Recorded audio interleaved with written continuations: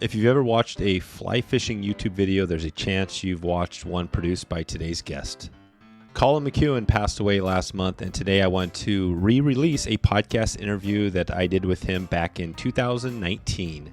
Colin has one of the largest fly fishing YouTube channels online and was an inspiration to many around the industry. So I wanted to take this moment today to celebrate Colin's life and to let you know that if you get a chance, it would be great if you can reach out to Colin's family, the New Fly Fisher, or reach out to me if you listen to this now and are interested in letting those folks know the inspiration that Colin was and the help that maybe he had on your fishing. So I hope you enjoy this one today. In this episode, we are going to hear Colin's background and how he started the New Fly Fisher. We're going to talk Atlantic salmon and Newfoundland, and we're going to find out just his whole story as we move forward here. All right, let's get into it. Here we go. Colin McKeown, R.I.P. This is from 2019, and like I mentioned, Colin just passed away in September of 2024. How's it going, Colin? I'm great. Thank you, Dave. Good to have you on here. I have been on this little journey here over the last, I'm over a year and a half now. I haven't missed an episode in a week. I haven't missed a week yet, but I'm kind of connecting to people through, people I talk to. And Tom Rosenbauer was, I think, the person that, recommended I connect with you. And, obviously you're a big name out there in fly fishing with all the videos and stuff. So I want to get into some of the new fly fisher stuff. But before we get in there, can you talk about how you first got into fly fishing? Oh, that's easy. And I'm glad Tom did connect us, Dave. I got into fly fishing because at the time I was in the military. I'd always been a fisherman. I had been on a UN deployment, came back, and I was a little messed up. And some friends of mine said, you really should learn how to fly fish. It's so de-stressing and it's so calming. And that was in 1993. And that's how I got into fly fishing. And then later in the 90s, I suddenly realized as I was trying to learn more, besides books, when it came to video, whether on television or at that time VHS, there wasn't a lot of content out there to help somebody learn. And I thought, boy, somebody should make a TV show about that. And that was the genesis of what became the New Fly Fisher. No kidding. And that was, so the idea started around 93 for the New Fly Fisher?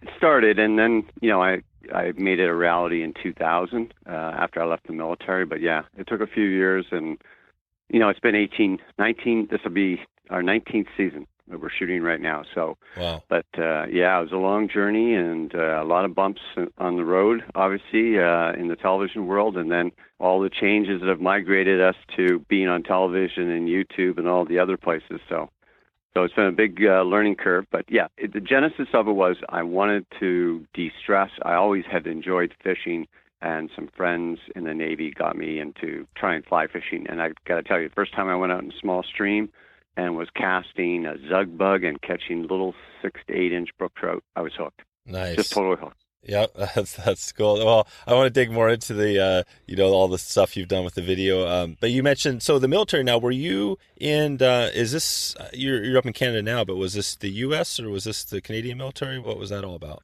That's a good question. I was in the Royal Canadian Navy, but I actually worked a lot with the U.S. and Navy, the United States Navy, as well as the Royal Navy. So I had been posted to Virginia, down in Norfolk, and I had, spent a lot of time in the U.K. So I did 20 years in the military before I retired and started doing the fishing show. Oh, okay. So yeah, 20 years. And I know the military is obviously, an amazing thing for a lot of people. What did what was the biggest thing you learned that helped you to do what you do now?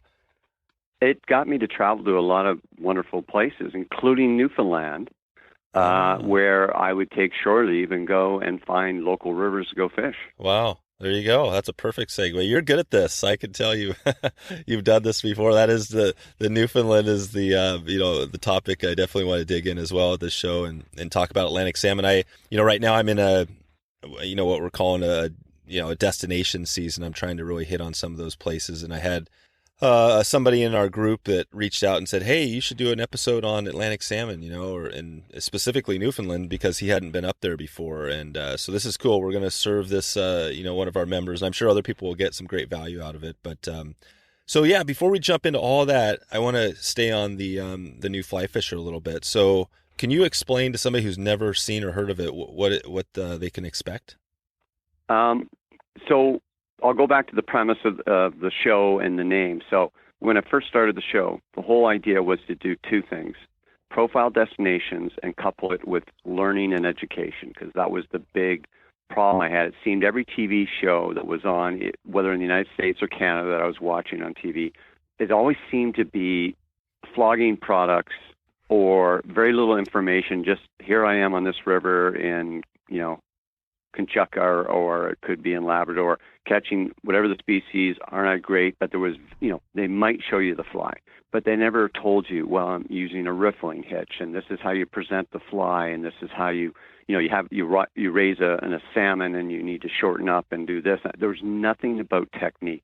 And at the same time, on the spin fishing side of the world, the lenders were absolutely crushing it, in my opinion, with, at that time, in fishermen. And now they own Lenders Angling Edge. But what I really loved about that show was the amount of detail they put in every episode that taught you, whether it was about the lunar cycle, how tides work, where catfish were at different times of the season in a river. It didn't matter. And I thought somebody needs to take that, put it into a TV show, and make it a little bit Discovery TV-like, where you really get into detail. And that is what we started creating in the early 2000s to where we are today, where honestly we spend so much time in the field shooting things that are related to the subject. So I'll give you an example. We're doing a show about brook trout. We're up in Northern Ontario. What people don't realize, we went there for 5 days to shoot that show, but we probably spent another 10 days in the field in other locations gathering content to be able to put into that show. So by that I mean shots of nymphs, shots of different types of mayflies on the surface, shooting flies underwater, brook trout holding behind different types of structure, the stuff that really makes people love it. So where we are today with the change of technologies, like I said, we used to be on television. That was our primary thing. Thanks to YouTube, Amazon Prime Video, all these different places, we've got it virtually everywhere. So we've got a YouTube channel. If you don't mind me, I guess it sounded like I'm plugging it. No, for those people who, one of the problems, I know we're on public television. We're on 120 odd stations. We're just about to deliver the next season to public television, and they're a great broadcaster for us. We've been on public television for 15 years now. But the problem you get is that every station is independent, and every station plays the show at different times. Oh, yeah. So I remember for the first 2 or 3 years, and I was working with the Federation of Fly Fishers a lot, and they would be putting it out to their membership saying, hey, watch the new fly fisher. And people would be, hey, I live in Pittsburgh. When's your show on? I have no idea. I mean, it's so hard to track it. So that was one of the problems. And we're on the World Fishing Network. We're on the Sportsman's Channel here in Canada. But what we found was YouTube, which we really got serious about 2 years ago, and we created a dedicated channel. That has really taken off. In fact, we're getting 1 million views every 2 months right now and growing. So I think we're at 8.5 million in 2 years. No kidding. Yeah. I know that's not very much compared to, say, the Katy Perry video. And then fly fishing. But within the world of fishing and within the world of fly fishing, that's really good. And as the people at Orvis keep telling me that, we've got a really good growth rate, but I'll tell you the reason we have a good growth rate is because most of the content we put in there is either about a destination coupled with information, so it's a full-length show, or we put up a lot of educational videos. So I just put one up last Sunday about the basics of nymph fishing, and it's 19 minutes long, and I think it's got 25,000 views. Wow. Which, again, sounds small, but I guarantee you in a year from now, that'll be over 100,000 views. That's the rate we go. But it's got lots of information, and that's what people were yearning for, was how do I do this? How do I do that? Or for Atlantic salmon fishing, how do I do a riffling hitch to swing a fly on the surface instead of below the surface? You've got that covered. So if somebody was to go on your channel and figure out how to do that, or just the basics of Atlantic salmon fishing, could they find that information right now? They can. So if you go into the playlist, we have an actual playlist dedicated to Atlantic salmon. Perfect. Yeah, that's why this is, like you said, plugging your stuff. I mean, I don't consider it plugging when it's just you're providing, value and resources for people listening. It sounds like, obviously you got some good stuff. I mean, I can already tell this conversation is starting off, is going to be good because, as you talk, 10 things come up, 10 questions come up to me because, you've obviously got so much stuff going on. I mean, things like work-life balance, is kind of a big one. You mentioned, 10 days out there plus the video. How do you balance the, I know that's a struggle for me and a lot of people. How do you balance the traveling? I'm not sure if you have a family and stuff like that, but how do you do it all? I quickly discovered, so when I first started the show, I did 13 episodes. When I moved to public television, the first thing they told me, you need to do 26. And the reason why you have to do 26, for anybody that understands broadcasting, 26 shows is kind of like why dramas do 26 shows, because then they can strip it into a time slot and just play it once, then repeat. So public television loves that they can put it in for 26, and same with the World Fishing Network. Put it in and then repeat. Can you explain it again? What is the 26? How does that work? What's the significance? Well, we do 26 episodes, okay. So that's 26 weeks, and then they play that 26 weeks, and then they repeat it. Oh, so you get two in a year. You get twice the... Yeah, we get 2 plays in the year. So WFN's doing that right now with the current season, and I think they come to the end of it in June, and then they flip it, and they play it again until January. That's so amazing, because I didn't even realize that when I started my show. I'm getting on 80 episodes, and I started breaking it up into seasons. My first season was pretty much all steelhead. And somewhere along the line, just as I got close to 30, it just felt like it was time to break. And I've stuck around that 30. And that was just naturally. It just came to me. And that's funny you say that, because now I look at episodes from last year that I did, and they're about the right timing. It's pretty funny. So there is a rhythm to these things. And I will say, to answer your question, I've kind of gone a roundabout way. When I went to 26, I couldn't do it. I could not do it. I had a young family, and I was doing other productions at the same time. I couldn't do it all. So I started to bring on other hosts to help me produce the show and be on camera, because I couldn't be away, and especially with the time. I know there's some fishing shows that go to a place and spend 2 days there and call it a day. We don't do that. Our average shoot is 5 to 7 days per episode. So if you do the math on it, that means we research, go in the field, shoot, edit, and upload and output a show every 2 weeks. Wow. And you already know 7 days of that 2 weeks is in the field. Wow, that's pretty awesome. What you mentioned, the other productions, you had other stuff going on? Well, what happened was here in Canada, we have the Outdoor Life Network, just like in the United States. And I got to know the head of the network there, and she asked me one day if I knew much about the military, because she had heard I was in the military, and she started talking to me about what was working on the network. And at that time, Outdoor Life Network was doing a series called Best Ranger in Fort Benning, and it was getting huge numbers. And she asked me, do you know anything about competitions like that? And I said, yes, I do. And she said, give me a proposal. I started making a series called Truth, Duty, Valor, which was immensely popular in Canada. And then it was so popular that I ended up making it for the History Channel in the United States called Combat Forces.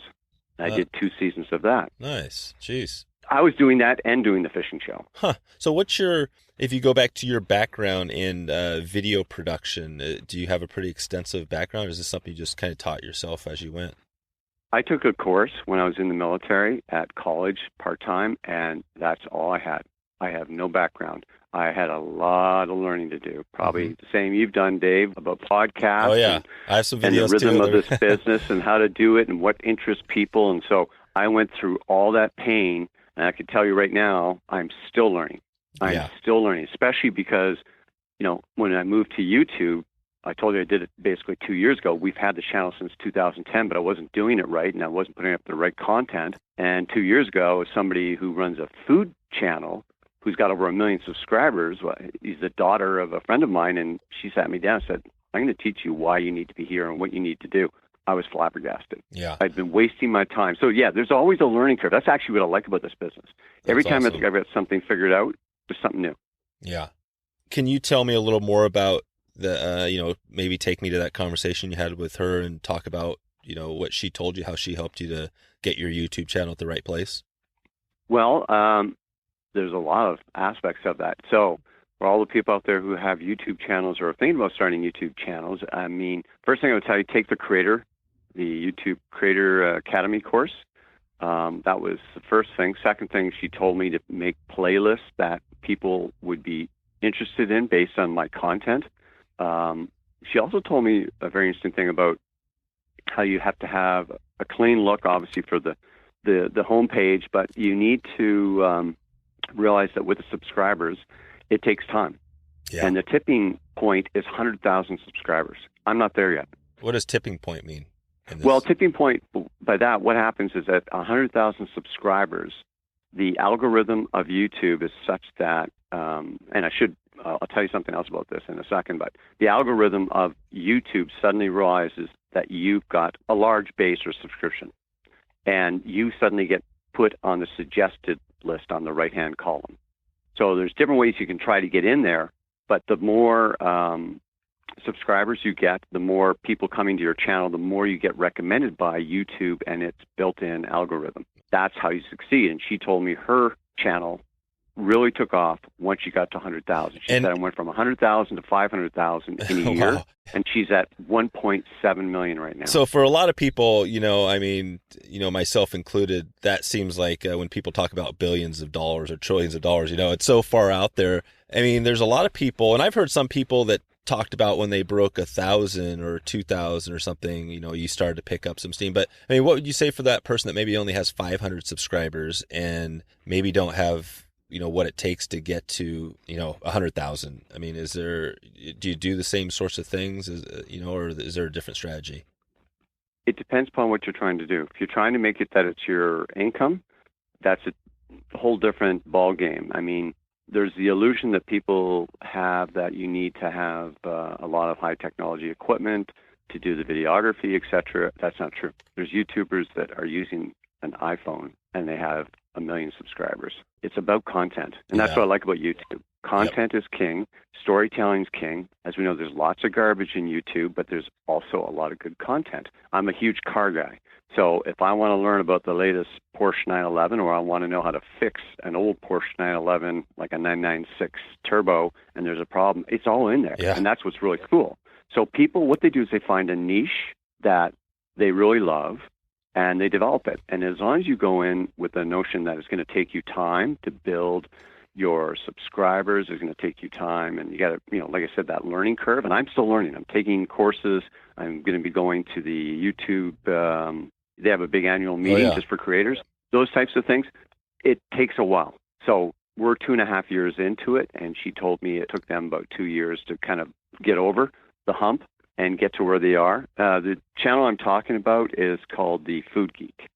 And the name of the girl is Sarah. And it's a great channel, and they do all these different short recipes. Now, one thing I wanted to talk about, the algorithm, I alluded to it before. We're getting away from fly fishing, but we're not. No, that's right. No, and this is important. One of the things that why our channel is being found is that a few years ago, it'd be just about 2 years ago, YouTube changed their algorithm to recognize and reward content producers who made video that was over 10 minutes. And the reason they did that, we all remember the days when YouTube was fairly new, the talking dog and all the other things. Well, that was all great, and that's when they were making, like, everyone was telling me, if you go on YouTube, make your videos 2 minutes or less. And I was doing that kind of thing. Yep. But then Facebook came along and absolutely crushed it and stole all that business away from YouTube.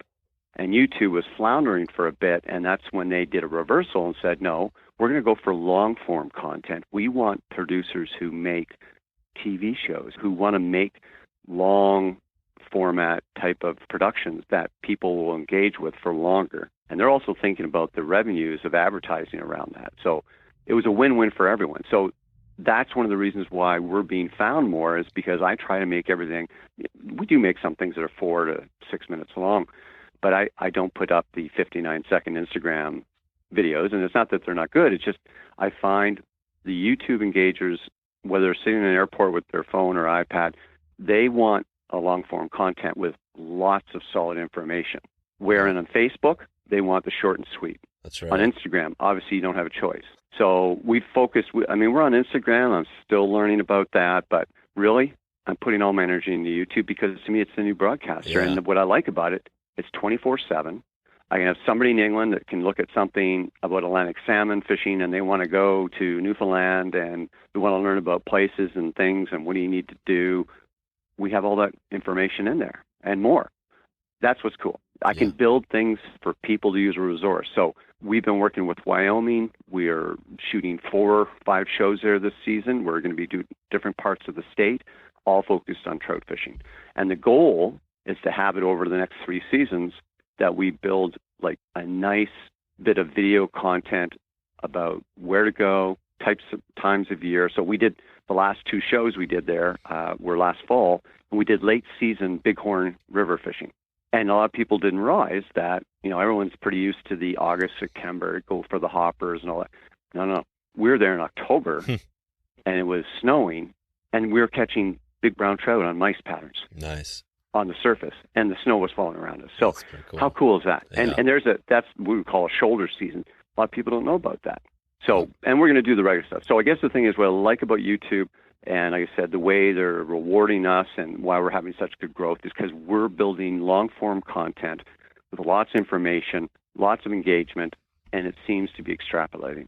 Yeah, no, it all makes sense. I just think about my own example, and I think it's kind of similar, whatever you're creating, thinking about your listener and, what they need is probably the best route to go. And who knows, YouTube might go back to the short form, eventually and say, hey, we want to, as that change, I followed a little bit on the Google, how quick that changes from, the algorithms. So I think that's always the struggle. You don't want to get involved in that, but yeah, no, you're obviously providing, I don't know if it's the best content out there, but it seems like, you got to be one of the bigger ones. Is there any other shows out there that are doing something similar to what you're doing now in fly fishing?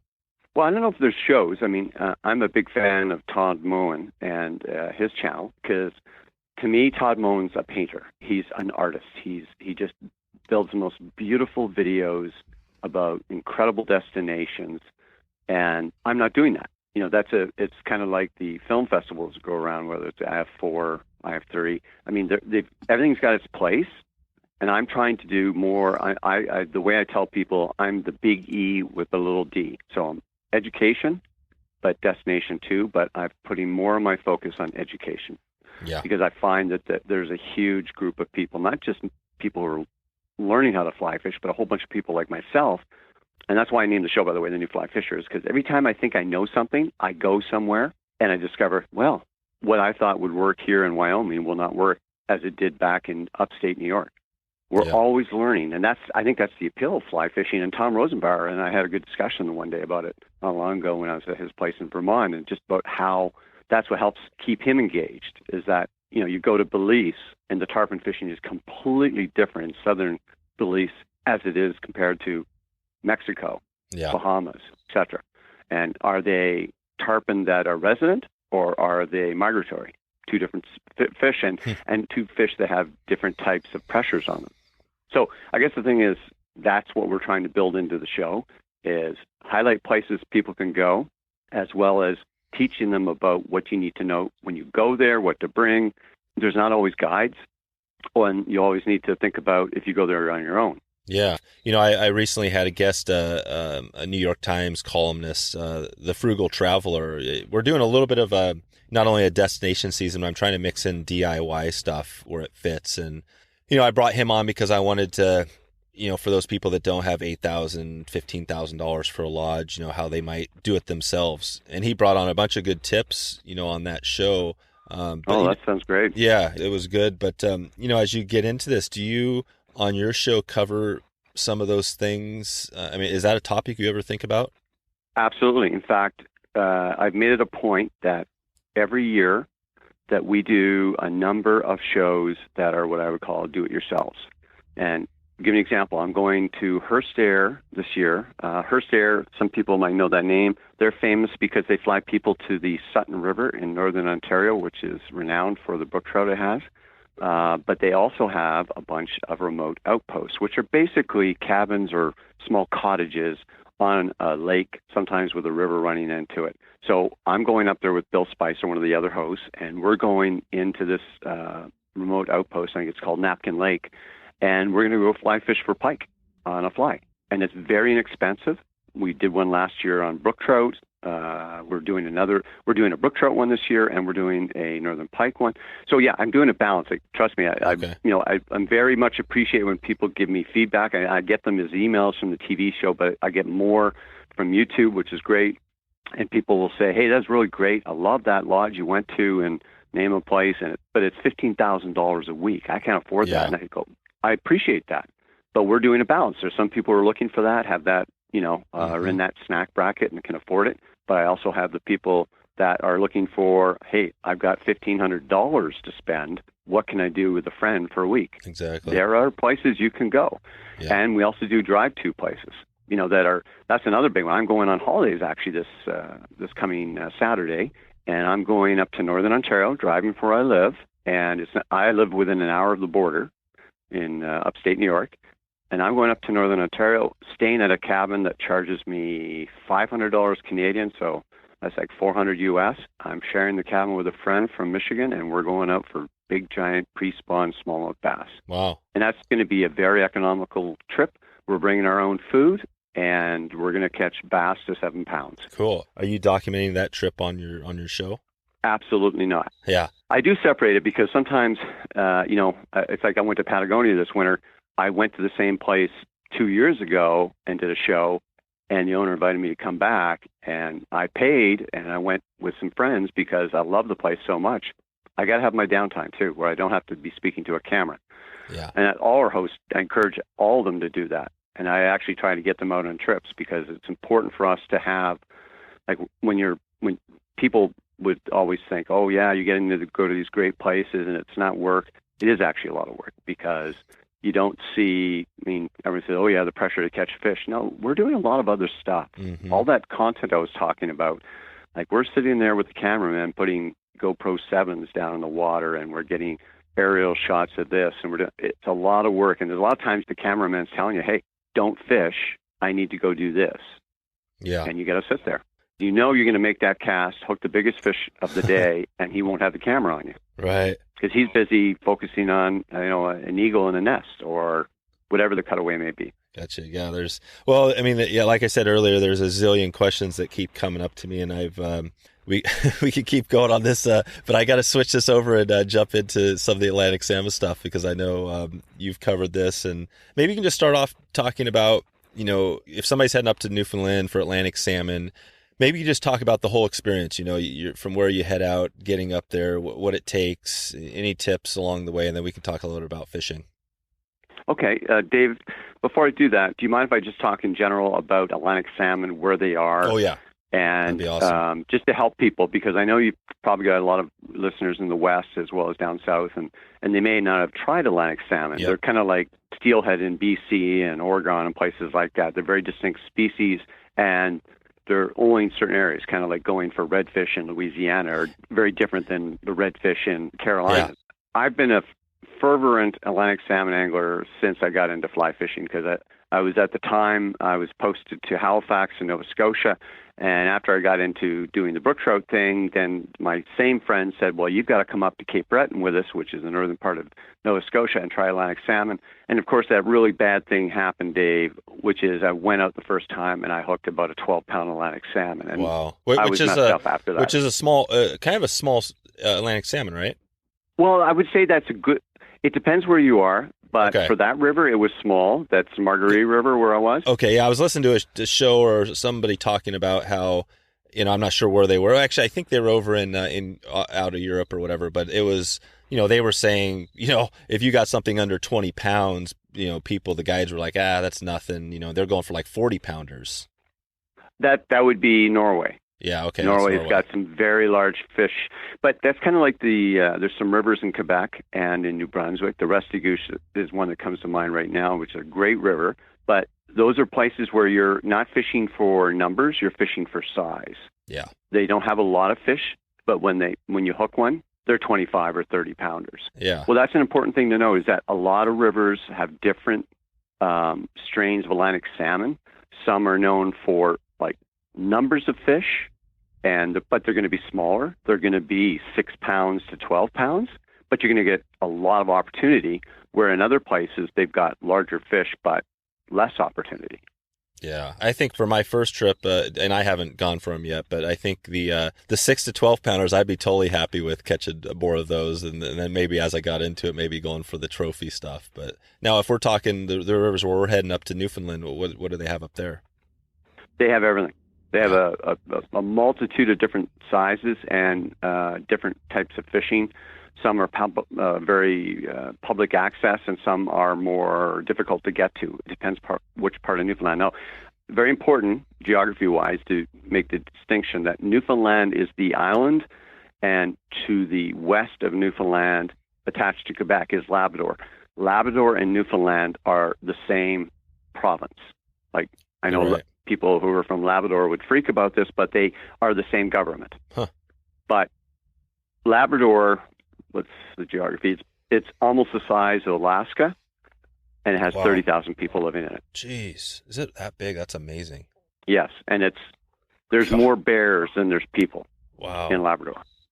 So it's in my mind, and I've been all over North America, and I've been through a lot parts of Alaska. It is the last frontier. I know everyone says Alaska, but I'm sorry, I've been up there. There's a lot of people on those rivers. You fly into Labrador, you don't see anybody. No kidding. Yeah. And remember, there's 3 towns or cities, not even cities, but towns in Labrador, Goose Bay, Labrador City, and Nain in the north. And between them, they've got 20,000, over 20,000 of that 30,000. So everyone, if you go out in the wilderness, there's only one road through Labrador, by the way. Yeah. One. You have to fly everywhere. So that's pretty cool. That's also why you catch 7, 8, 9, 10-pound brook trout there, which is why it's on everyone's bucket list, right? Yep. But for Atlantic salmon, they have really good Atlantic salmon runs up and down the coast, where in Newfoundland has a good population. It has, I think it's about 600,000 people that live on the island, but there's lots of rivers, lots of different fishing opportunities, and it's much better access and a very different price point. An important thing to distinguish. Labrador is pretty expensive. Well, it is, and that's why I want to be fair to the operators. It's also because they have to pay so much money to fly everything in, and those float planes cost a lot to haul food, staff, gear, customers. It's expensive to run a lodge out there. Yeah. So just going back to it, we were going to start it. So if you're looking for Atlantic salmon, it really starts in New Brunswick. I know they have a little bit in Maine, but not really. So it's New Brunswick, you've got Quebec, you've got a little bit in Prince Edward Island, but then it really is the place to go is Newfoundland, Labrador. And New Brunswick's got some really good rivers, and they got some great lodges. I love the Restigouche and parts of the Miramichi and places like that. And we're hoping to go back and do some more shows, especially on the Restigouche. I love that. Tom Rosenbauer loves that river. We sent him to a lodge there, and it's in our channel. He loved it. He was using a 2-handed rod and was swinging flies, and they're big fish, big, big, big fish. But going back to Newfoundland, I guess the first thing I should tell you, it's very economical to go to compared to any place else. Your average price is going to be $3,500, and at the top end would be $4,500 Canadian for a week with a guide. Cool. Now, I should mention right here, you were talking about little bits of information. It's required by law that unless you're a Newfoundlander, you have to have a guide on a river. Oh, wow. It's required by law. Newfoundland and Labrador. There you go. That rule dates back to like the 1940s. Huh. When Lee Wolf used to go up there. And they brought in the law for a number of reasons. My understanding was there was a lot of people. Lee Wolf was one of the biggest proponents of Newfoundland Labrador. He used to fly around, and if you go look at some of his old shows that he's done, they were all done up there, especially on the west coast of Newfoundland. And wonderful rivers, but people were starting to come up a lot because he was promoting it down in New York. Yeah. And a lot of people in the east loved Atlantic salmon, much like, on the west, they like steelhead. So people were going up there, but the problem was they were dying because they're big rivers, the weather can change, a lot of factors. So the government brought in a thing and said that there has to be a guide with somebody, and maximum of 2 people per guide, but you have to have a guide. Do you feel like that's a good law to have up there still?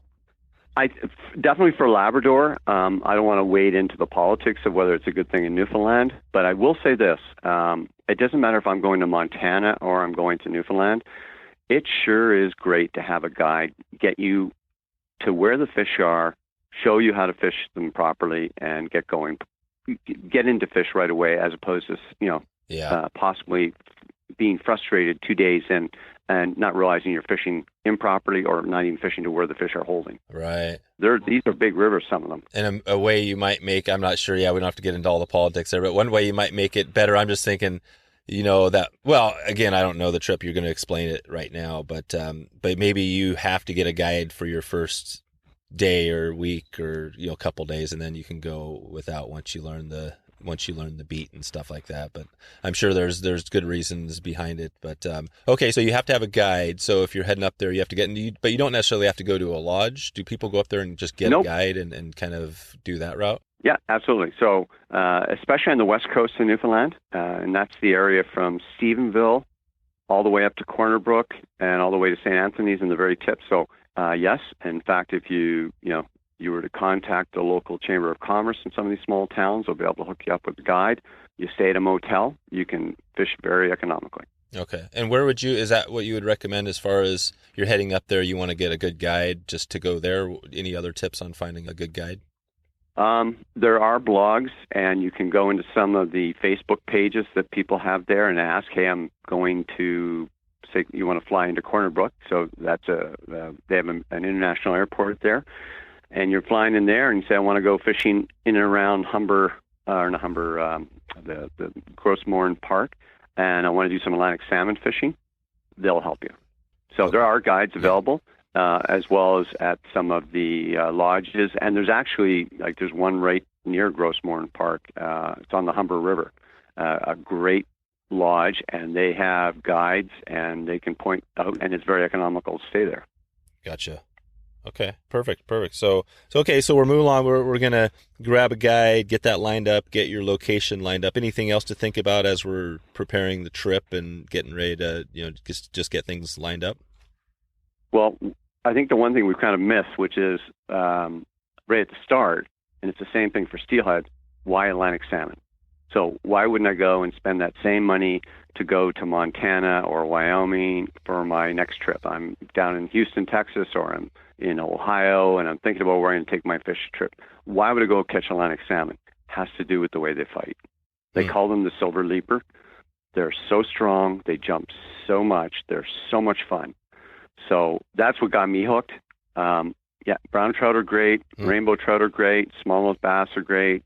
I love all those. But Atlantic salmon, much like steelhead on the West Coast, the salt run ones, they're so strong. They jump so hard. They're going to test your capabilities as an angler to land them. And even more, you better have the right equipment and, everything from your tippet to the drag on your reel. Yeah. I've seen reels blow up on rivers where somebody's hooked into a 15-pound Atlantic salmon that has said, okay, I'm going downtown, and it just screams off and the reel blows up. Yeah. What's a typical setup? Can you go through the rod, reel, line, tippet setup real quick? Maybe even talk about flies? Yeah, absolutely.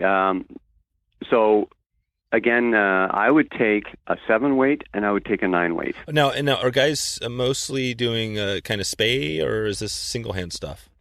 It can be both. So that's, again, where getting some local information really helps. So if you're there's some big rivers in Newfoundland. There's the Exploits, there's the Humber, there's the Gander. If you are going to a place where they have boats and the guide takes you out in a boat, and they're those long gander boats, they call them, you see people pulling them, like you see them in Quebec, you see them in New Brunswick, and they do the same ones there. They're the long, thin ones, and the sport, as they call them, will be in the bow of the boat, and it'll be casting out, and the guide will be at the back. Then you only need a single hand.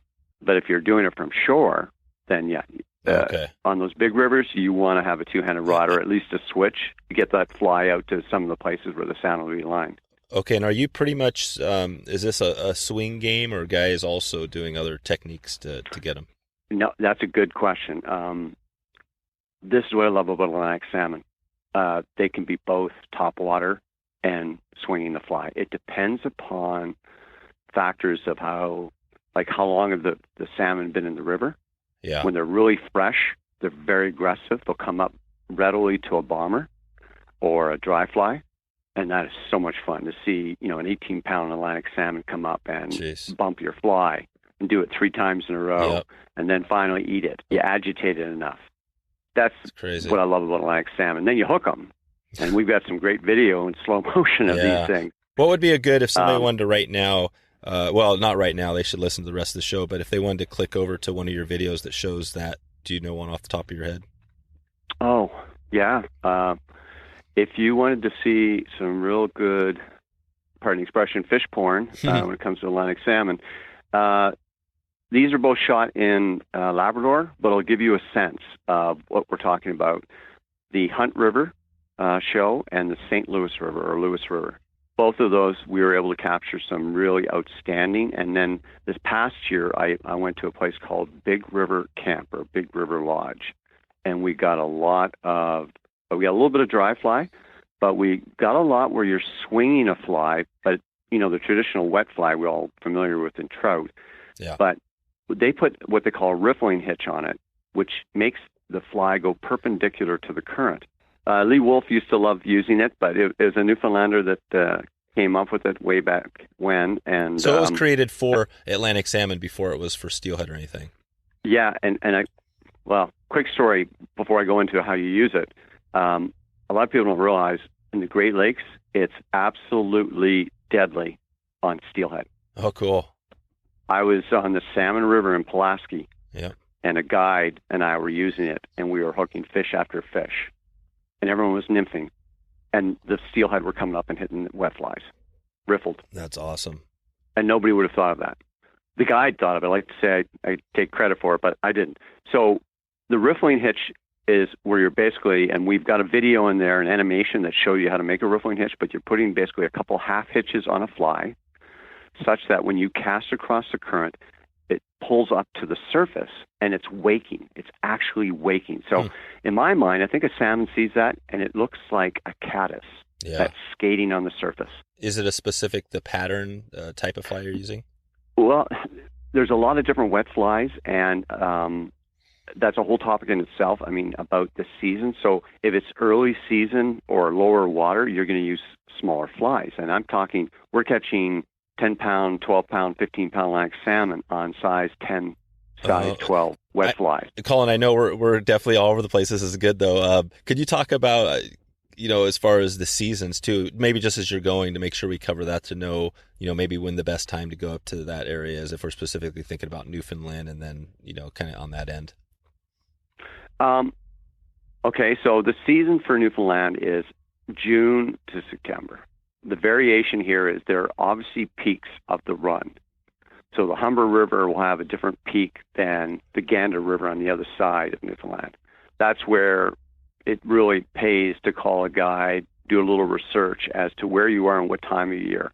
Like every river has its heartbeat of when what they call the peak of the run is, just like for steelhead, and when the shoulders are. So you're still going to have fish coming in, but there's not going to be the number. And it really varies from place to place. Okay. And we're talking a lot of geography here, too. Yeah. I mean, just to drive from Corner Brook to St. Anthony's on the West Coast is 5.5 hours of driving. Yeah. You're covering a lot of different rivers. There's like dozens of rivers up there, small to large. But that's what's great. I mean, there's places around Corner Brook, as an example. I've gone and done a show there, and we went out, and the guide would literally, we weren't getting many fish, weren't moving much. He'd pick up the phone, call somebody he knew, and he'd say, okay, we're going to jump in the truck, drive half an hour, and go on another river. And we were jumping around between rivers based on the tides, based on the number of fish coming up, everything. That's what's really great. Wow. Okay. There's a lot of places. So I'll give you an example. When you go to BC and you go to the Skeena River, you're on the Skeena River. You might run up and down in the boat to different places, but you're on one river. Here, you can jump between rivers. Oh, wow. That's what's really, very cool. Yeah. The big rivers, you do tend to stay on them because there's so much water, and the guides will know where are the bulk of the fish. Are they above the falls? Where are they in relation to wherever the river is? So that's the Humber River. They have the Humber Falls, which are beautiful. But the salmon will jump above that, and they'll be in different parts of that river. Especially what I like about that is once they get above the falls, they're really easy to catch on a dry fly a lot of the time, like a bomber. Oh, yeah. And then you go to the Gander River or the exploits, and it's a different ball game based on where they are. Okay. And I'm not trying to make this sound overly complicated, but it's like anything. Not at all. It's kind of like my going to Montana, and early season is very different than going in September when I'm throwing hoppers with the dropper or 2 hoppers. They're different. You have to adapt based on the water levels, how long the fish have been in the river, because these fish have come in from the ocean and they generally go back after spawning. So it depends how long they're in the river and then where they are in the river. That's right. As to what your techniques are going to be. Join the ranks of satisfied anglers who trust Togens Fly Shop for all their fly tying and fishing needs. Since 2005, they have been committed to providing high-quality materials, from hooks and beads to hackle, marabou, and much more. And if you haven't heard, Togens moved their operation to Colorado, now providing the same high-quality service and still at that affordable price. Whether you are a beginner or a seasoned pro, their extensive selection of expert tutorials will help you create the perfect fly patterns every time. Subscribe today for exclusive promotions and gear up for your next fishing adventure with Togens Fly Shop. That's Togens, Togens, TogensFlyShop.com. So if you are hitting the river, I guess you're maybe at one of the bigger rivers, you're going to have a spade rod. And what's the typical, just a normal kind of what you might use up here, a 13-foot rod or something like that? And what is the line you're using there? Well, first off, it's floating lines only. Now, there's going to be people listening to this saying, no, that's not true. You can use a sink tip, but it is very much frowned upon because they just don't want people snagging fish. So it's considered sporting in Newfoundland and Labrador to only use a floating line with a leader. How people can get their fly down if they're worried about that is then they use bigger flies, what they call irons. So partridge hooks makes heavy shaft or heavy shank hooks that will get down in the water column. I'm kind of simplifying what can be very and are these specific, also... But it's generally floating lines. So on the bigger rivers, I would bring both, like a switch rod or a spay, and I'd also bring a 9-weight. I don't use a switch rod or a spay, and I've gone there lots and just used either a 7 for the smaller fish, like that's the 6-pounders to 12-pounders. I use a 7. And for the bigger fish or where I've got to make longer casts or deal with wind, I use the 9. Okay. So, and you said you don't use a spay rod usually there? I don't personally, partially because I really suck at it right now. I'm still learning how to do it. I'm learning on a switch rod, and I'm really enjoying it, actually. And believe it or not, I'm doing most of my learning with smallmouth bass on a local river where I live, swinging them. But I'm getting there, and if you go to some of the big rivers in Quebec or, like I said, New Brunswick or other places, it really is a benefit to be able to do that because you can't reach with a 2-handed rod some of those spots were the sweet spots, unless you've got a boat.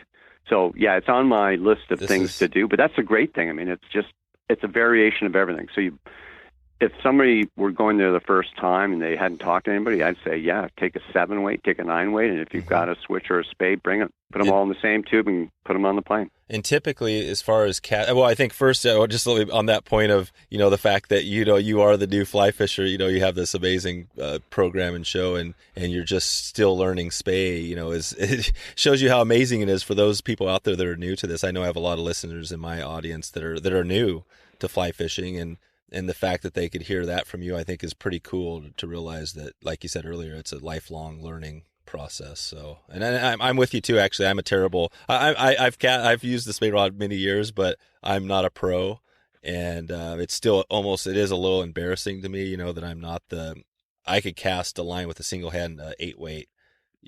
I feel good about that, but my spay game is still, what I mean. It's a little bit like I need to get more time in. So I'm with you, But yeah, as far as the, let's see, where do you think we should go now as far as taking this to that person that's heading up there for the first time?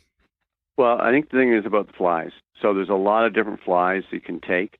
If there's one fly that I would always have in my fly box, there's 2 flies for wet flies. One is the blue charm, and the other one is the silver tip. They seem to work everywhere. Another one would be the green highlander, thunder and lightning, and the Casa boom. Okay. They're all excellent wet flies. In terms of topwater, I love bombers and bugs. I really, really like a brown bomber with an orange hackle. Yeah. I don't know why, with a white calf tail and a white hackle at the front. Wolves will work, but there's something about a brown, medium brown, not dark brown, but a medium brown to tan with an orange hackle. It works everywhere I've fished for Atlantic salmon. Yeah, it's natural. It's buggy. Yeah. The green machine is very popular too. What's very, the, very popular fly. What size and how sparsely are these things tied? Well, if you go, obviously there's a lot on YouTube in terms of how to tie them. The wet flies, again, low water, very sparse. If it's deeper water and higher water, then a little heavier fly, a little bit larger, and a little more dressing. Okay. And I had, in a previous episode, Simon Gosworth was on, and I think he talked about, God, I want to say that he was using like size 16s or something really small. I mean, do you use some of that tiny stuff? Sometimes you have to, yeah. Yeah. By the way, I'm trying to, I know Simon very well, and I'm trying really hard to get him on the show. I did a show with him on the Bow River, but I'm now trying to get him to come out there. And it's just so hard. He's such a busy guy doing so many things. Simon is really hard, and he's such a hardcore Atlantic salmon fisherman. And he wants to go with me to Labrador and Newfoundland to try the fishing there. So, yeah. And I also want him because I know he's going to be able to take me and help me learn about spay casting. I know. But anyways, and by the way, that's actually a good point. We just started this week, as a matter of fact, putting the Learn to Fly Fish videos that Rio makes, because we've moved to now, like when we first started the channel, we were doing, 2 years ago, we were doing 2 uploads a week. We moved to 3. We're now at 5. Wow. 5? You have 5 videos per week. I noticed that because I'm on your stream. I've been on your stream for quite a while, and you guys pop up. Yeah, you pop up more than pretty much most anybody else. So 5, that's a lot. It is a lot of content now, and we're producing a lot. And this coming year, we're going to be doing more. I'll talk about that in a second. But going back, so what we've done is we're making certain days kind of like a certain focus. So Saturdays are always the premiere of a new show, full-length show, which I want to mention for those people out there. One of the really great things that we're going to start as of this season that we're shooting right now, when we make a show for public television, it is 26 minutes and 46 seconds long. That's what we're required to make it. Right. And your shows are still publishing on TV? Yeah, they're still on TV. Yeah, you can get the exact same show on TV. Exact same. YouTube. Well, yes and no. That's what I'm going to tell you is that one of the things that always used to frustrate me is that we would go someplace, be with a really good guide or good instructor, somebody teaching one of us, whether it's Bill, it's Tom Rosenbauer, it's Mark, whoever's in the show, teaching us something, and we would have to crush down a lot of the information because we didn't have enough time to combine showing the place, showing the fishing, having some fish catching, and all the instruction. So this year, we're moving to, for those full-length shows on Saturdays, if I've got 48 minutes of content, I'm putting up 48 minutes of content. On TV? Not on TV. Oh, yeah, on YouTube. Channel. This will be specific to the YouTube channel. Oh, so you're going to edit? We will not be restricted by a half hour. No. If I go to a place and I've got really good content and we can make it compelling and tell a really good story and educate, if it's where my test was, I don't know if you've heard of a guy by the name of Oz or Ozzy. His first name is Wendell. He made a series called The Underwater World of Trout, or Discovery of Trout. He asked me to put his videos into our YouTube channel. And I went, oh, Ozzy, they won't work. They're like, some of them are an hour and a half long. Mm-hmm. And he went, well, let's put them up and see. And they were shot in standard definition, underwater. He's got 165,000 views of the one video alone in 2 months. Wow. So I'm wrong. He's right. Yeah. So, yeah, long format, if it's compelling, people will watch it, and that's my goal. I won't put up something just for the sake of making it long. No. I'm just saying we're not going to be restricted on those Saturday premieres by a half hour. Gotcha. Starting this fall, you'll start seeing shows that might be 40 minutes, could be 25 minutes, could be an hour and a quarter. They'll be based on the content of what we get there and making sure that we tell a good story. So that'll be Saturdays. Sundays tend to be an educational video, a longer one. We've now arranged with Rio that we're going to start putting up their Learn to Fly Fish videos on every Friday morning at 9 o'clock. We already are working with Orvis, and they're helping us. I work with Pete Kutzer, and we're doing his casting videos because Pete is just so good at instructing. And Rio's going to have some of those too. Okay. I guess these are partnerships. I mean, how does that work when you, you build this? Is this just strictly a providing more value for the listeners, or is there some sort of a monetary business piece here where you're working together? I'm just curious to, because these are, you're some of the biggest people and names in fly fishing. I'm curious to how that all works. Okay. Well, first of all, both Rio and Orvis are supporters. Okay. So obviously there's a direct relationship. But I'm also very open. I'm working with, say, the Jensens, Dave and Amelia Jensen, and we're doing a lot of collaborations. And just, I'll put that out there. Anybody listening that has a fly fishing channel, one of the things I've learned that works very well on YouTube is collaborations, and I think this is it behooves, like my being on your show. And I'd love to have you, Dave, come and join me and go fishing somewhere. For sure. If I can help promote your podcast, why wouldn't I? Because that's going to help that many more people learn about fly fishing and all the different topics you do. And you're going to tell me by pointing people to my channel. And it's such a small community, fly fishing. It is. There shouldn't be any separation. We should all work together because this isn't bass fishing. I mean, in the world of fishing, bass fishing is 64% of the market. I can give you the numbers.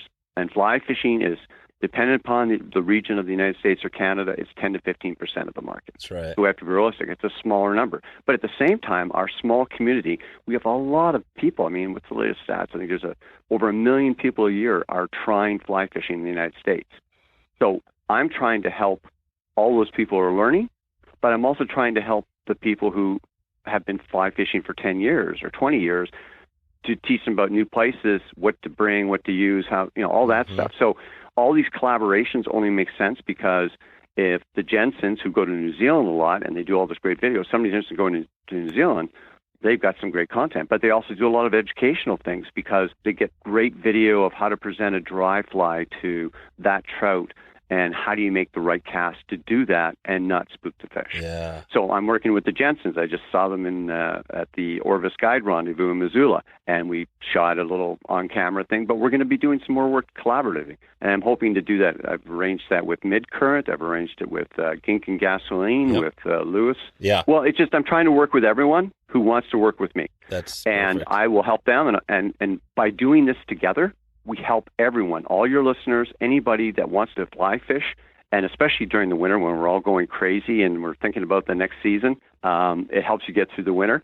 This is the content that they want. Your podcast, our videos, whatever it is. And so that's kind of where, going back to your original question, that's why I'm doing these things. So like Rio has their own YouTube channel, but the thing is YouTube is such a huge portal. Right. It's hard to be found, right? And so I suggested it to Simon. He was right away on board with it. He said, no, that sounds fantastic. And people say, yeah, you're just trying to help sell their products. If you look at their videos, they have videos that are about a new fly line or a new leader, but they also do a lot of instructional things, like how to properly tie a leader. Mm-hmm. I just scheduled one for this Friday, which is all about how to tie droppers to your leader. And in fact, he shows 4 different types of droppers to be tied, including one I didn't even heard of called the Poland dropper. So how to do that. Yeah.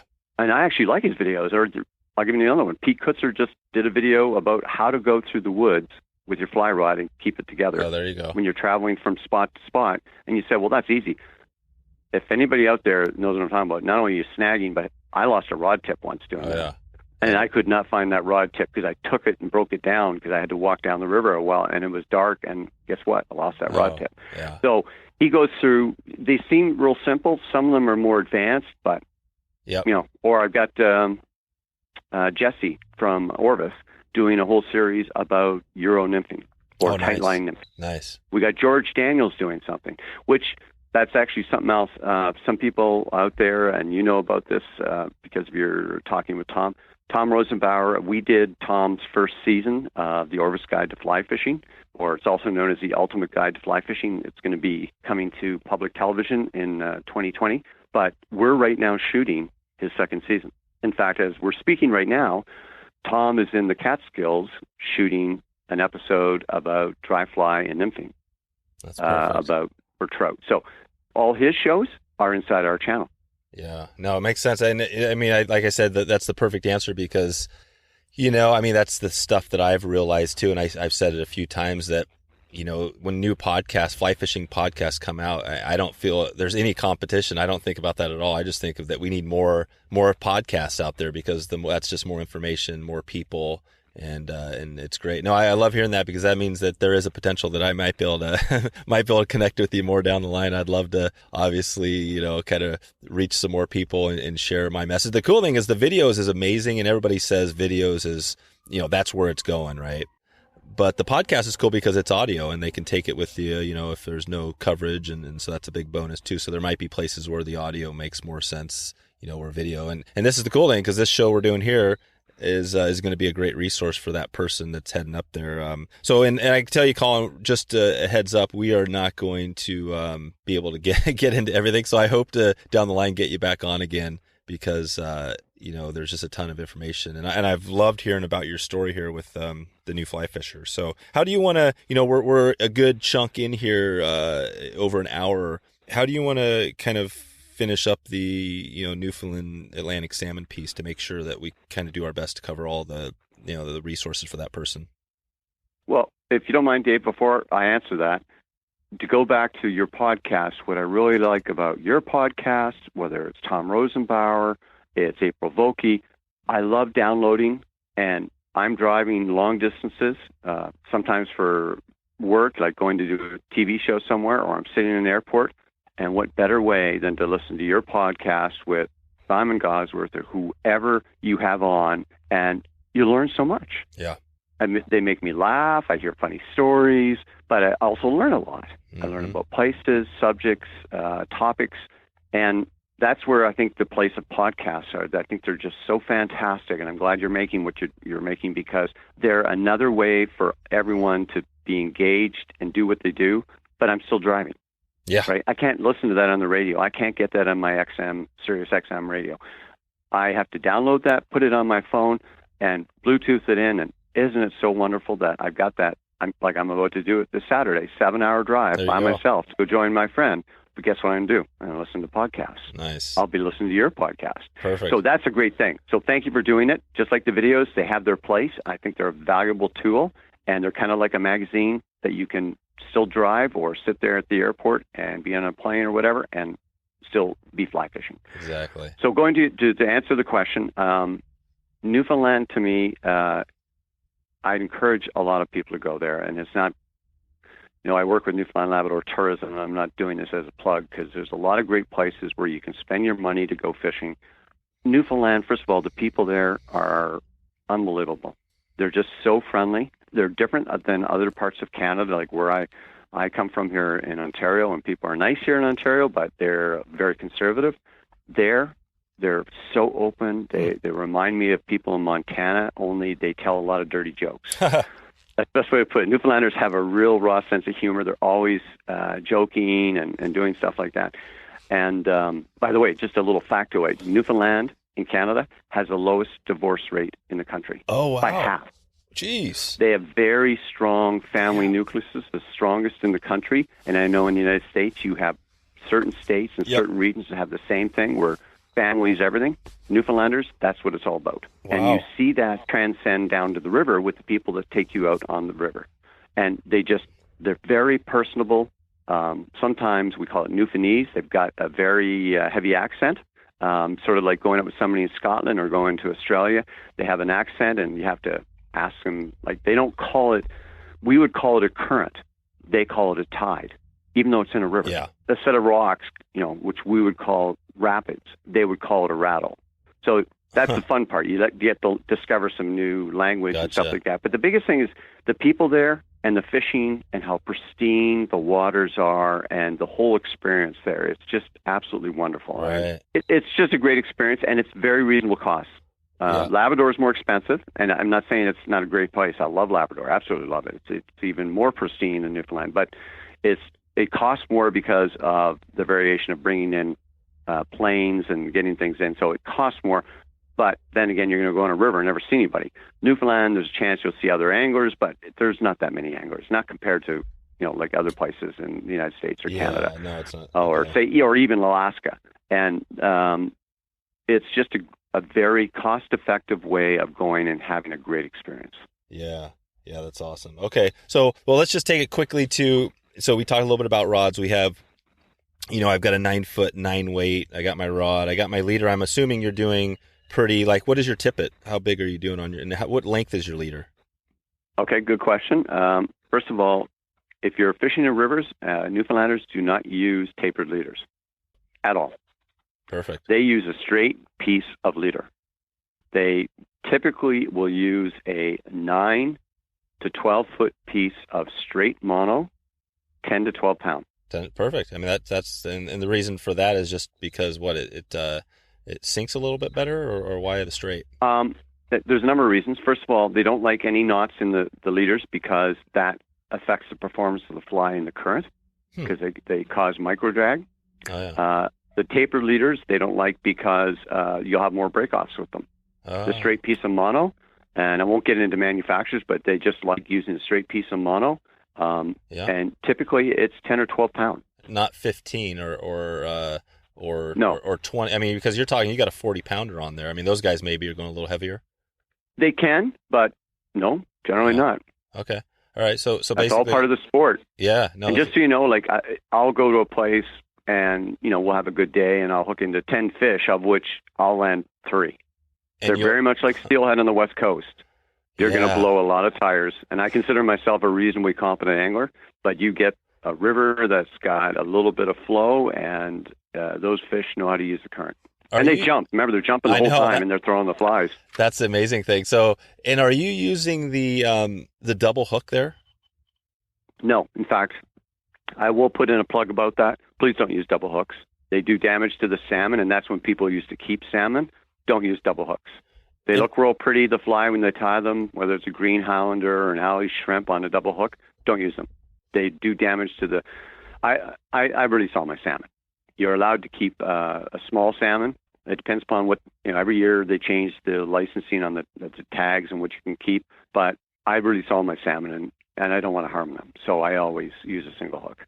Gotcha. Okay, so that's good. So that's my personal opinion, and I know there's some people out there that would say no to that, and I like my double hook flies. And I can't even remember what the regs are in Newfoundland. No, in New Brunswick you can use them. You can use them in Quebec. That's the question that comes to me. I mean, fishing for steelhead, I know it's a little different species, but I mean, why would you want to use double hooks? Goes back to what I said. That's back in the day when you kept the fish. But I mean, it seems like I guess you got 2 hooks. It's gonna just like a treble hook is gonna better chance of holding on to the fish. Okay, so it doesn't have anything to do with really the weight of the fly and keeping the fly upright. I think it does probably weigh more. It has a bigger silhouette. It has a number of things that are a benefit, but the detractions are much larger. So again, going back to the day when people kept the fish, it was a great fly. Yeah, and it was probably easier to tie the pattern onto. Like I know people that use, there's a popular fly, it looks like a shrimp, it's called alley shrimp, invented by a chap in Scotland. And it's really effective in Nova Scotia on the Margarita River. But a double hook, does so much damage. Yeah. I've seen them, what they've done. So, and you release the fish, but you may have cut its chances of survival by 50%. This is good. I'm glad, because I do have definitely some listeners across, Europe and stuff. So this will be hopefully a good conversation starter again. I'm sure it's been talked about. Okay, so we got... You want something else topical? Can I bring up something else topical? I love people, because I get emails about this. Using gloves. People, this whole thing with the brook trout and the hatchery and showing the glove mark, and you shouldn't use gloves, keep them wet and all that. You're going to do more damage to these Atlantic salmon by not using a glove. This is my personal opinion, but I've also talked to a lot of biologists. In fact, I just met with one who's doing a whole study on catch and release and has already done a lot of work, and he said the gloves don't hurt the fish. And what I'm talking about is that these waters are generally very, very cold, and what we're talking about is fungus. Well, fungus needs warm water to grow. That's right. And even if you take a little slime off at the tail, the salmon tend to grow it back very quickly, especially in cold water. They don't have the exposure. Wherein, when you don't use that glove and you catch a big fish, you can't get your hand barely around the tail. Yeah. I got a 39-inch fish. This thing was like it's thicker than my forearm at the tail.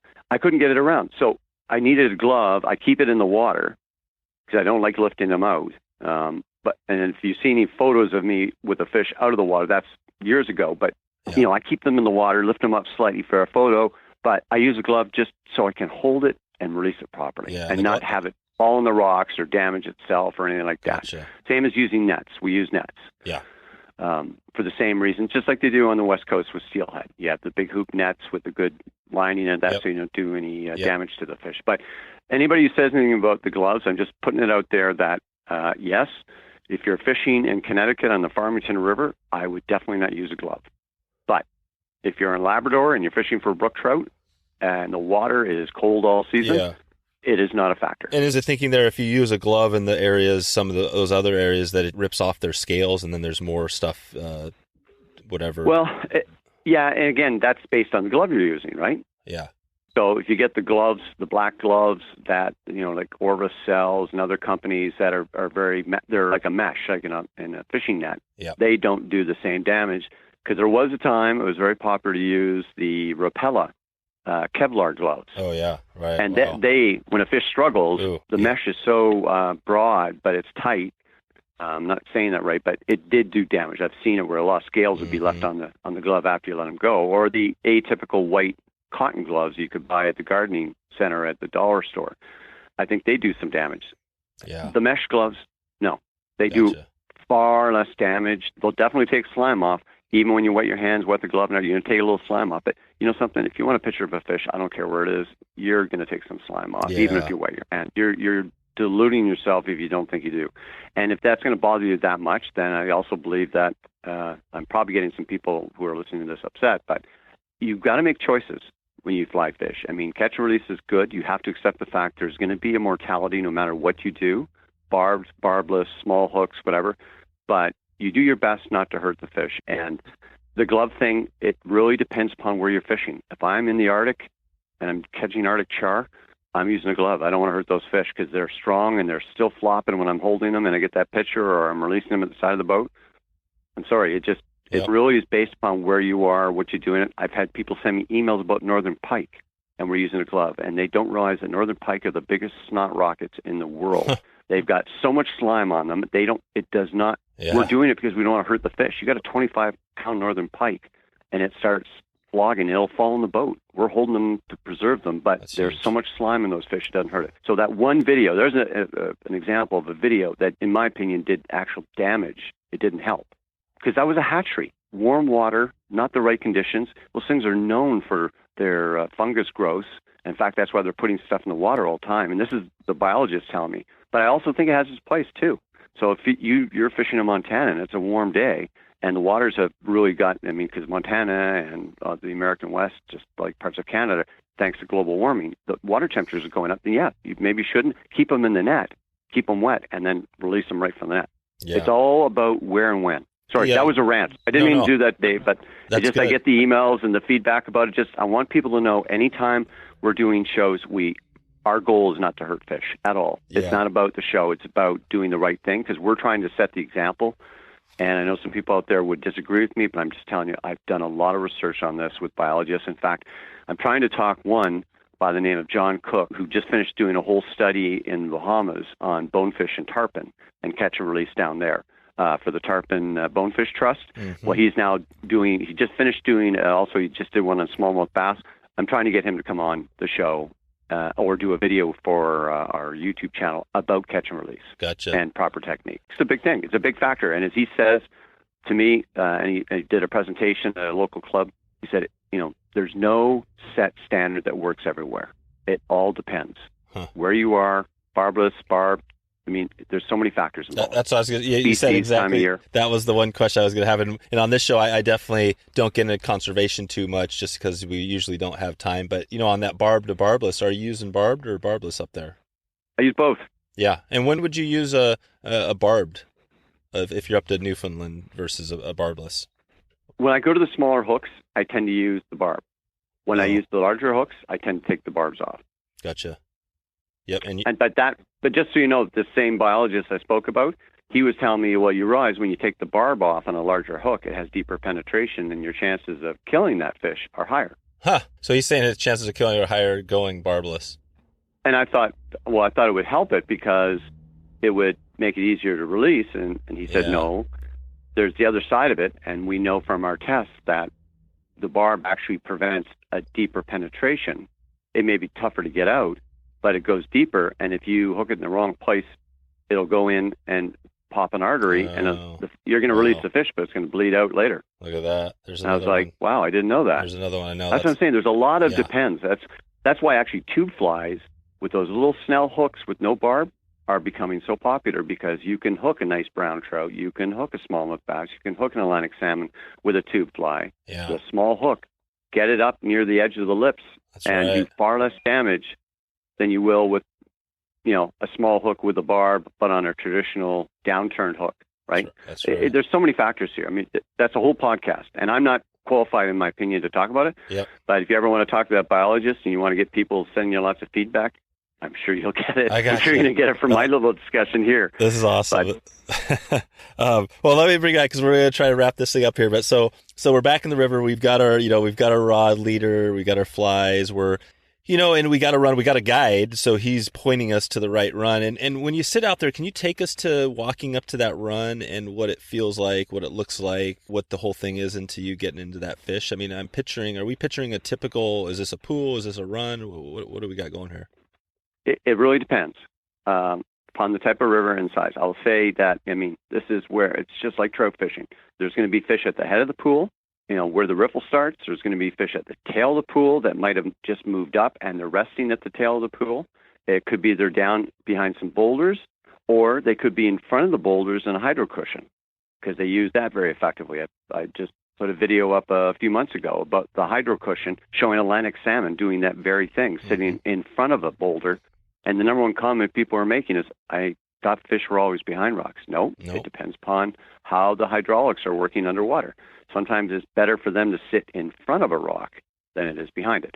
So to answer your question, again, that's where the guide can help you. But if you didn't, if you were just there by yourself, you're going to do your typical thing where you're going to probably start with a dry fly, and you're going to break down that pool or that run by making progressively longer casts. And typically what the guides will be asking you to do is make 2 casts at this length with your drift, then lengthen by a foot and do it again.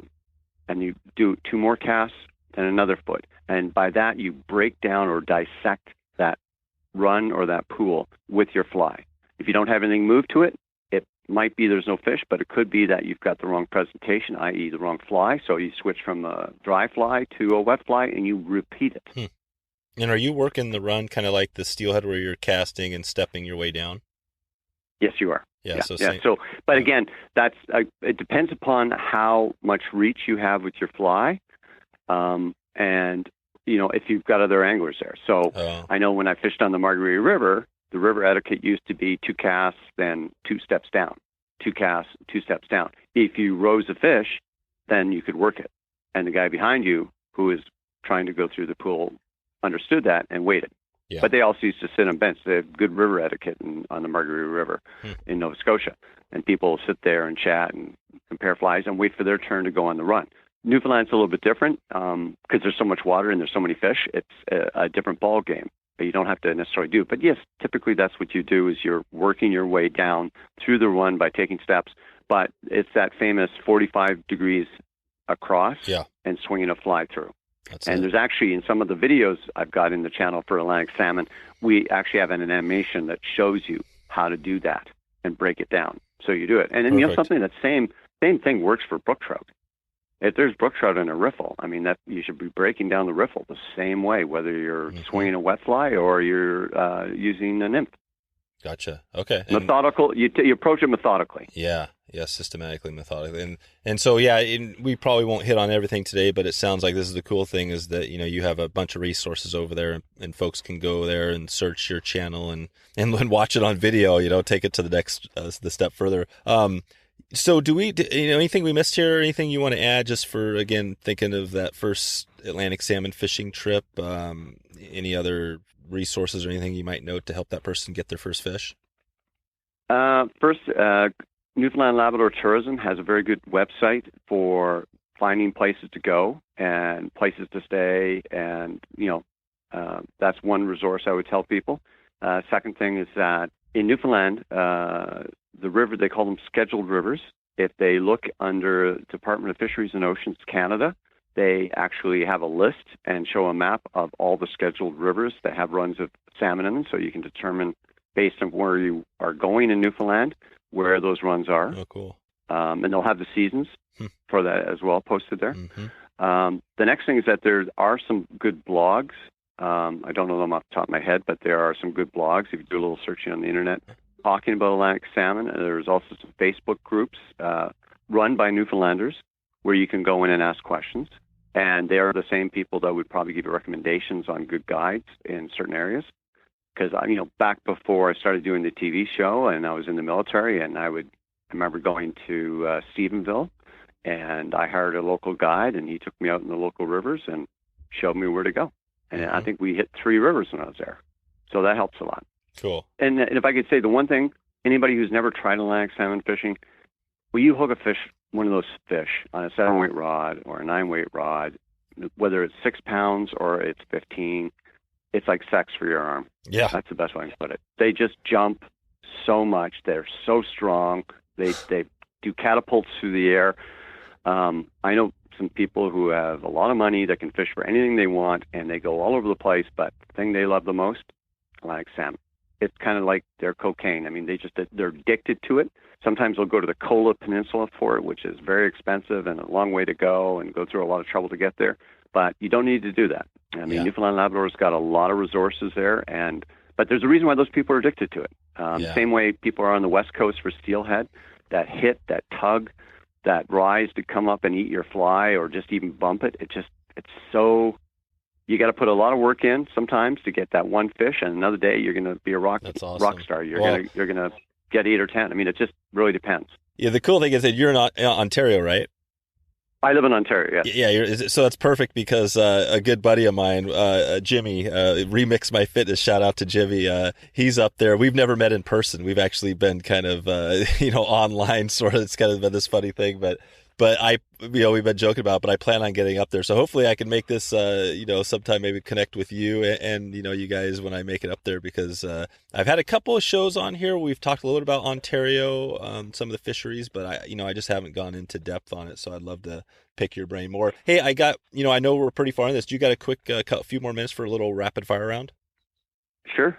I just have a couple of really quick, just zip through a couple of questions here. And the one I always like to hit on is, I call it the 222. It's basically top 2 flies, top 2 tips, top 2 resources. And you've already given us the flies and the resources and I think the tips, but do you have any other just general, fly fishing tips that you might provide that would help that person if he's out there trying to swing up a Atlantic salmon?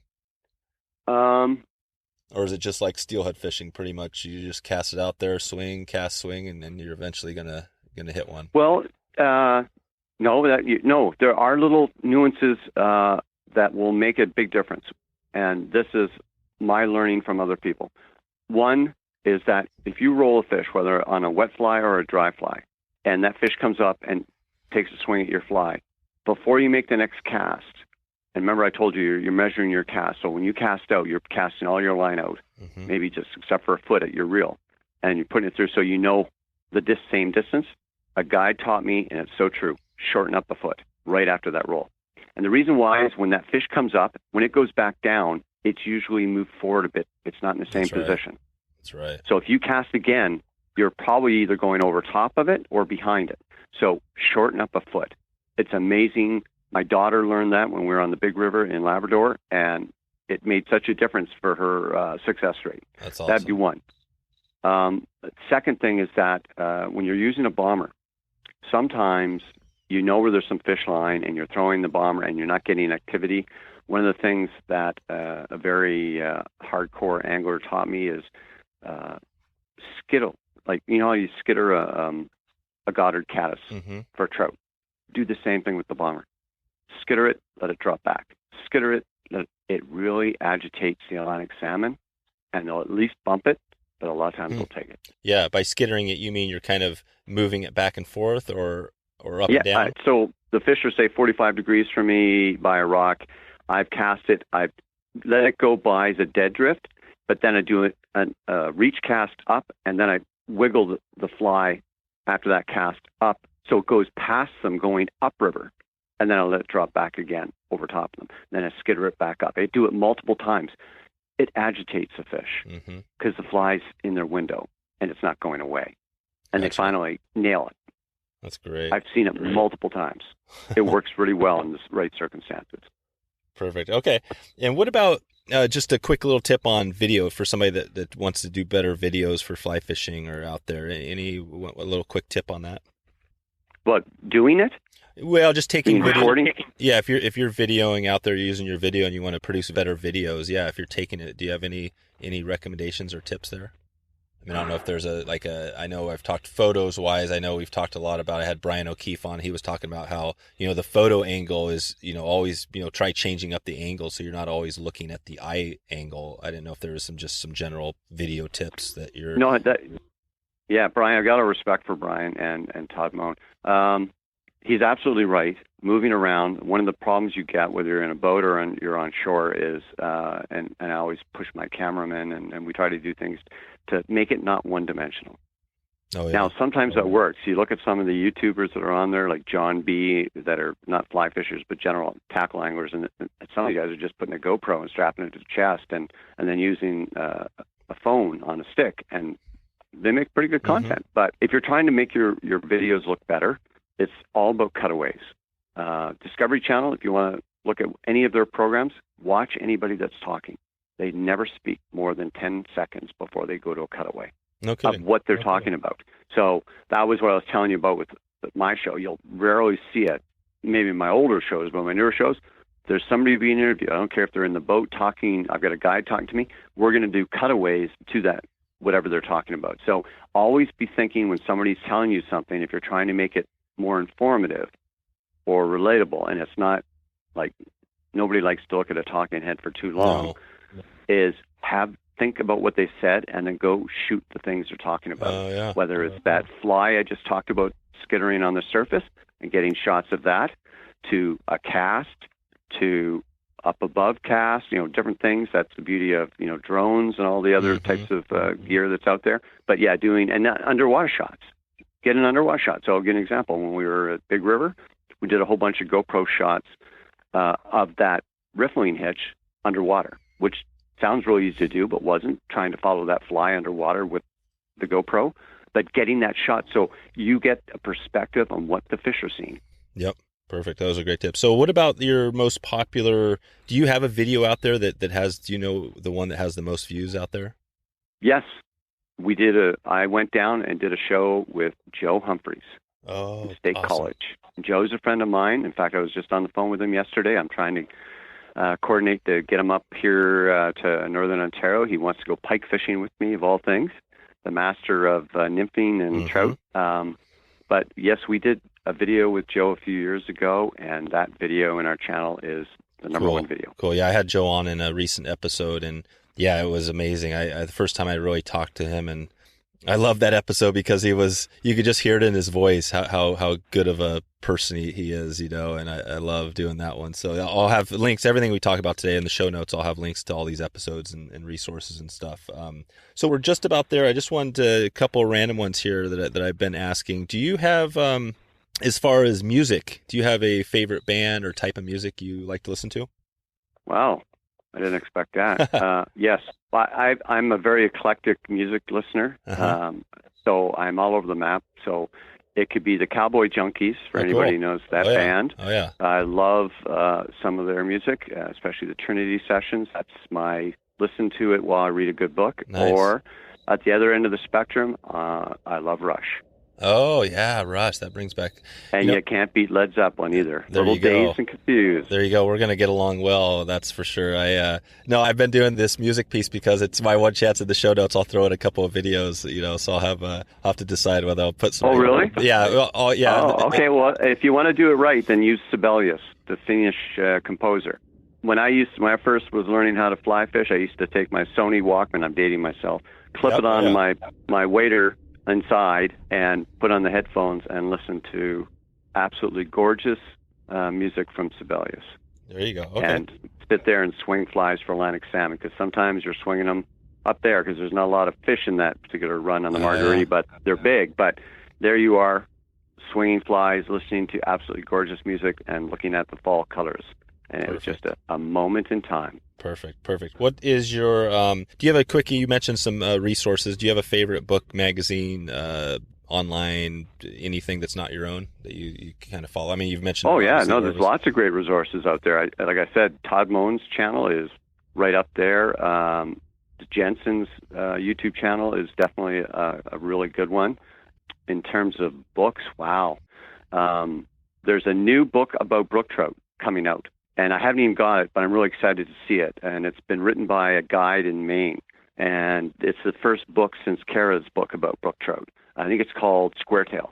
Okay. And it's going to be coming out soon. So by the time your podcast comes on, it should be published. So I'm really excited about that because there's just not a lot written about brook trout. Yeah. Compared to brown trout and rainbow trout, not a lot. No, there isn't. No, that's great. Thanks for that one. I'll put that in the show notes as well. What about just for Atlantic salmon? Is there a book, magazine, article, anything that comes to mind that somebody can just go out and take a look at or get that want to take this to the next?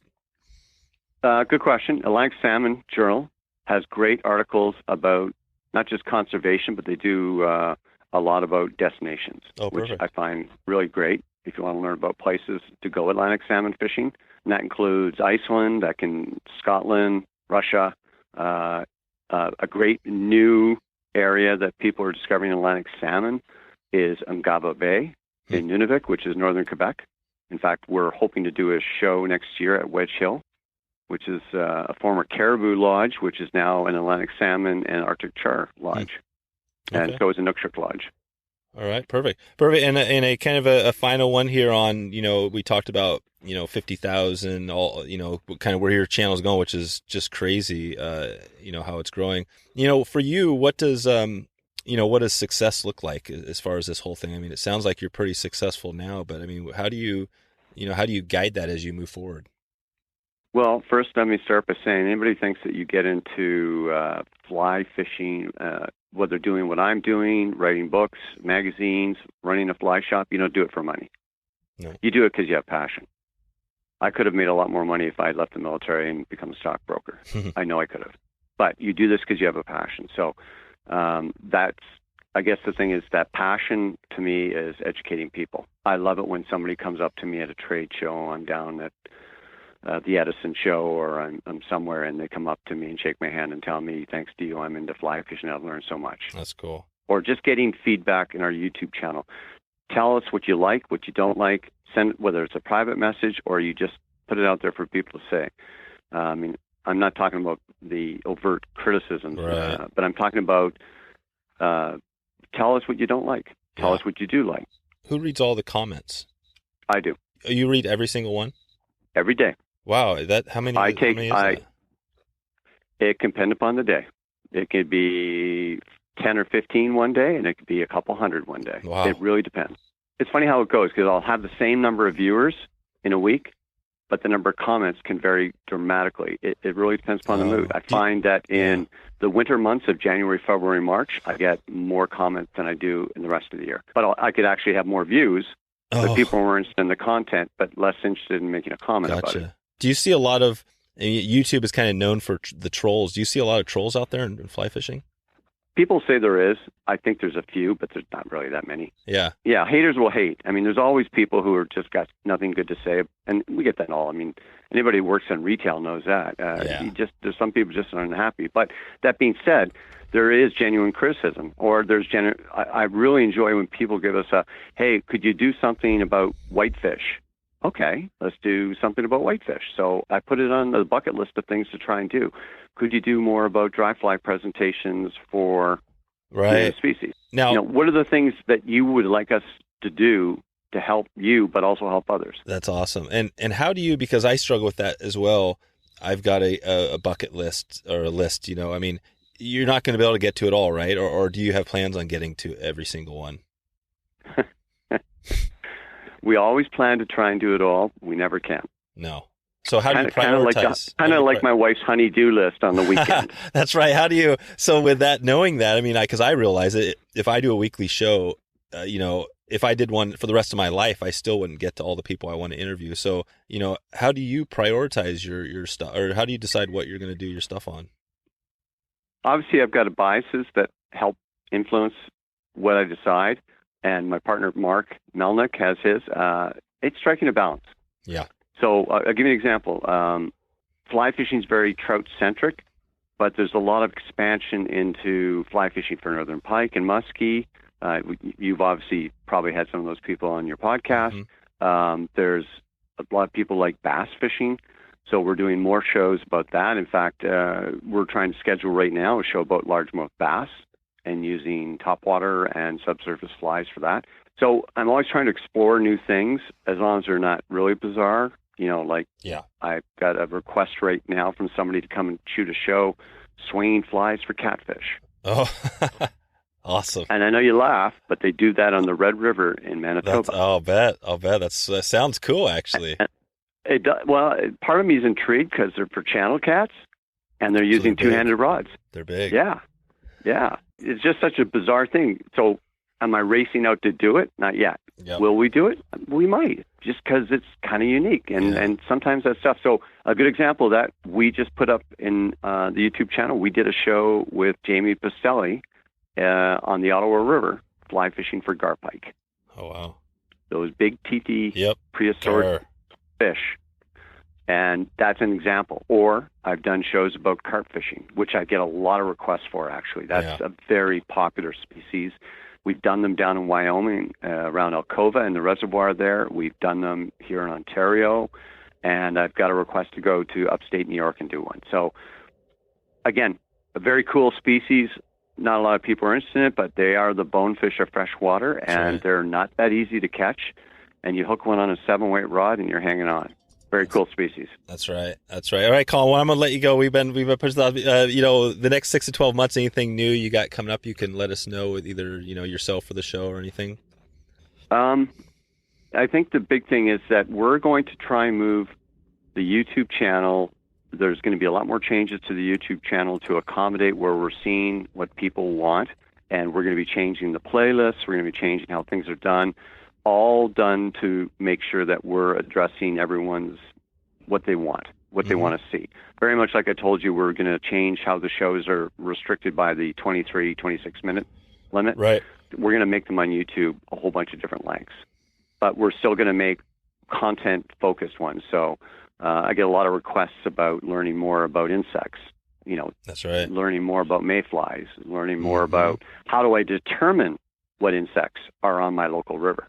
That type of thing. And the one that's, by the way, the most popular that we're getting requests, small stream fishing. Huh. That I didn't realize how huge, and I that's kind of where I got started when I got into fly fishing, but I did not realize how many people absolutely love it, from Georgia all the way out west and throughout where I live here. I mean, a lot of people, using a 2-3 weight rod and going into those little streams and catching those little crown jewels, whether it's a brook trout or it's a rainbow trout, but catching them. And I think one of the allures, first of all, you have to use stealth. You have to think about what you're doing, but it's also it's kind of like being a little kid again, and you're exploring that little creek. Yeah. And it's different every time. And there's the birds, the wildlife's all around you. You're in nature's garden. And it's just, I think it's a very spiritual thing for some people. That's why they like small stream fishing. Joe Humphreys loves small stream fishing. That's right. Yeah, Joe. Okay, cool. Well, good stuff. So if people want to find you, if they have questions, the newflyfisher.com is the best place? Yeah, or just if you go to YouTube, our website has got a lot of the resources, but our website is part of it, but I really would tell people go to YouTube. Just put in the New Fly Fisher in YouTube, and you'll definitely get our videos because they're popping up everywhere. And then just start exploring our playlists and poking around, or just use the search to find what type of videos you want to see. Great. All right. And then give us suggestions. I really encourage people, like you say, Dave. Yeah. Anybody out there, tell us what you want. Yeah, and in the comments, just leave a comment. Is that the best place to give you feedback? Or message us, because we check our messages every day too. Okay, good. All right, Colin. Well, that's it. We've definitely pushed this one. I knew from the start it was going to be hard to get everything in, and I didn't get everything in, but we did a good job, and it was a fun conversation. I appreciate you for the resource you've created. Obviously 20 years or whatever you're going on now is kind of crazy. It's a lot of time, and I'll be hanging with you and watching you. So I just want to thank you again. Thank you, Dave, and thank you for what you do, because, as I said, your resource is just as valuable because you're helping a lot of people keep connected to fly fishing no matter where they are. Yeah, you got it. All right, we'll talk to you soon. All right. Take care, Dave. See ya. If Colin McKeown had an impact on your fishing, please check in with the New Fly Fisher online or with Colin and the family. If you know of them, let them know that your wishes are with them, and that would be amazing. I hope this episode provided some inspiration for you and allows us to celebrate Colin's amazing life in fly fishing and travel. I think that's one big thing that he's done a lot of as well. All right, I'm going to get out of here. I'm going to leave this episode here today. If you have any other feedback for me, you can send me an email, dave@wetflyswing.com. And I hope that you have a great year ahead and fishing, and I hope you get out and travel to some of those destinations around the world. We'll talk to you soon.